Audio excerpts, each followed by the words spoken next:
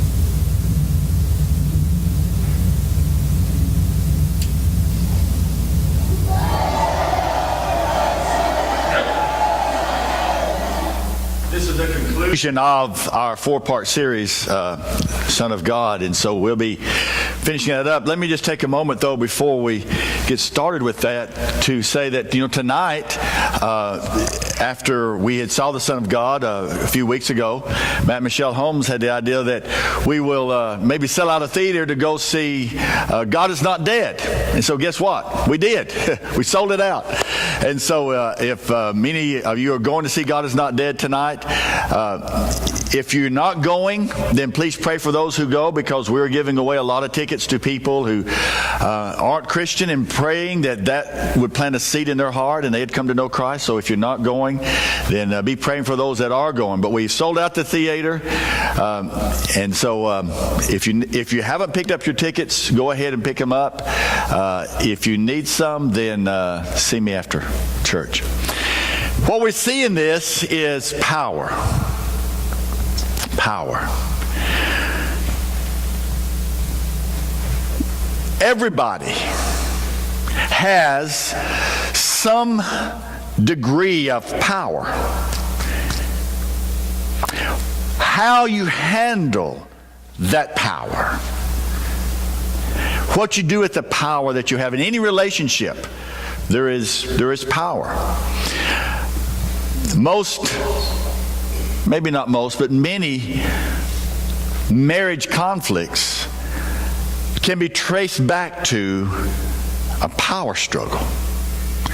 Who is going to be in control? Who's in charge? Who is going to dominate and control the other person? Power struggle. Yes or no, right? You don't have to say anything. I know it's true. Power.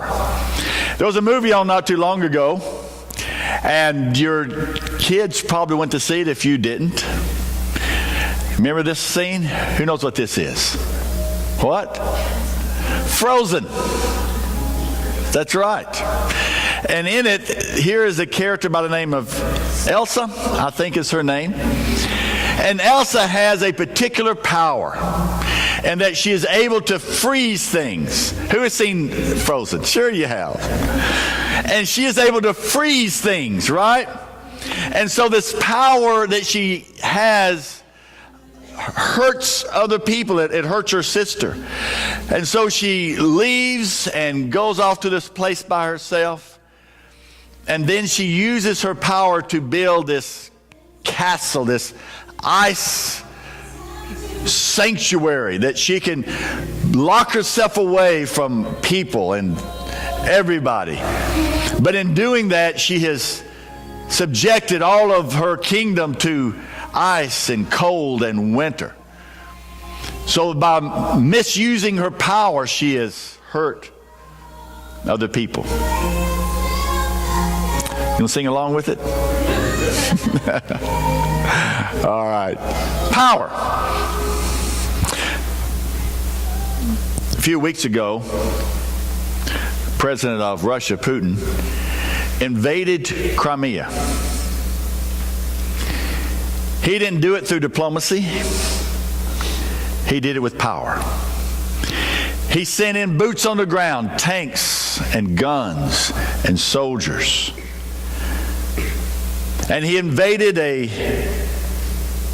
neutral country, a separate country, or part of the Ukraine, and took it over to control it.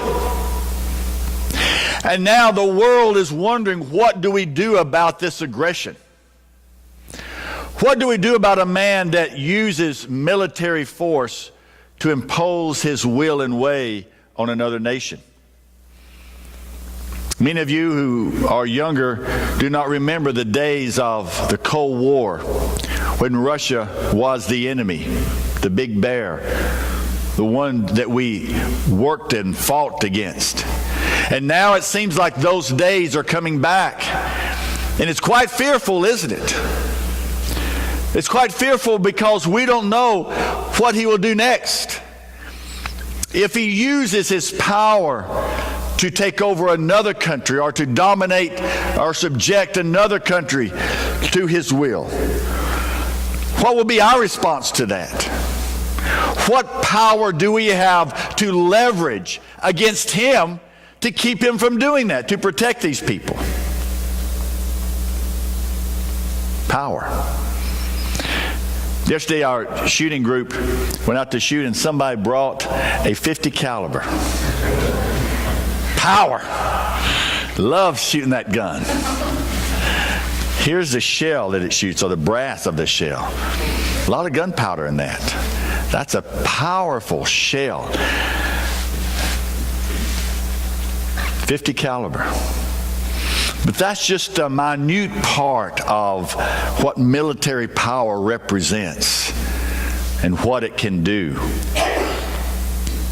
And when we use it for good, that's fine. But when people use it to force their will on other people, then that's a misuse of power, isn't it? I had brothers growing up, and there was conflict with us. My older brother was 15 months older than I was, and so we were fairly close in age. And we were constantly struggling with who would dominate the other one. Power struggle. Power struggle. And so we would have fights.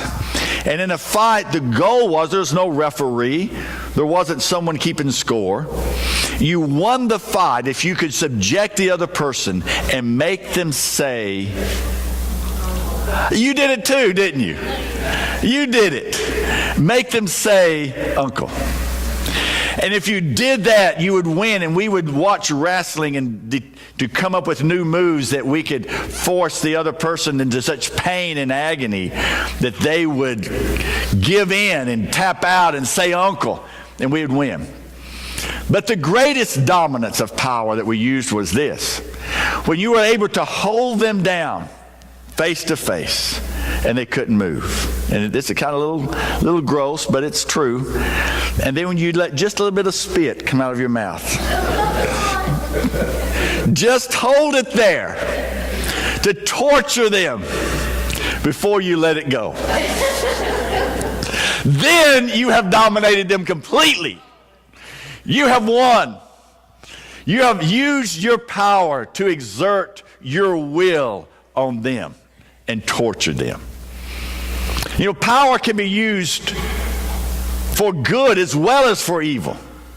Power can be used in a lot of different ways. Because that's what power is. And so in this scripture, in this passage that we have, where Jesus is entering into Jerusalem, riding on a donkey. Is he coming into Jerusalem in a position of power or of weakness? Is he coming into Jerusalem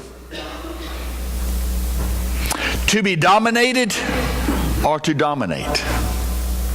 Because as the crowds gathered around him,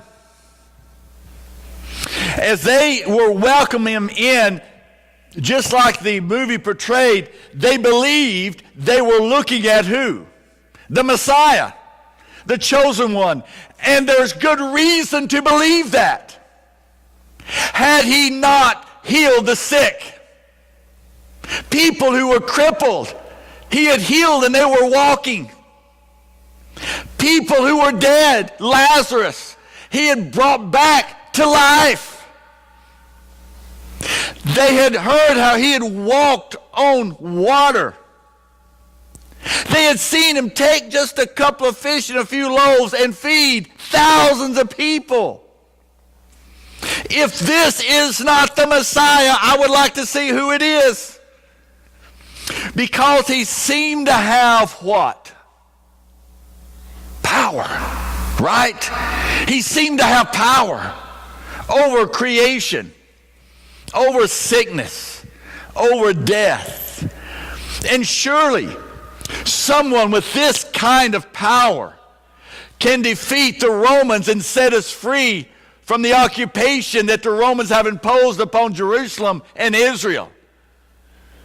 And their hope was that maybe during Passover, this would be the time that they would see the true power of Jesus.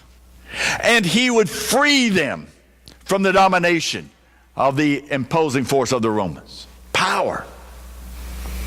Did Jesus have that kind of power? Could he have done that? Absolutely. Because Jesus is the Son of God. Very God of very God. What does John 1:1 say? In the beginning was the Word. That's speaking of Christ. The Word was God. Word was with God. Jesus, all the power that you attribute to God, the Creator, was at the disposal of Jesus, his Son. Right? Am I right or wrong? Yes, I'm right. All the power of God was at the disposal of Christ. He had all the power of creation. He could do anything he wanted to do. Right? Right? Yes, he could. He had power. He had strength. He could work miracles. And so people were hoping that he would use his power to set them free from the Romans. And so here comes Jesus into Jerusalem. But he's coming into Jerusalem in a strange way. He's coming not as a conquering general or king, because a king would ride a what?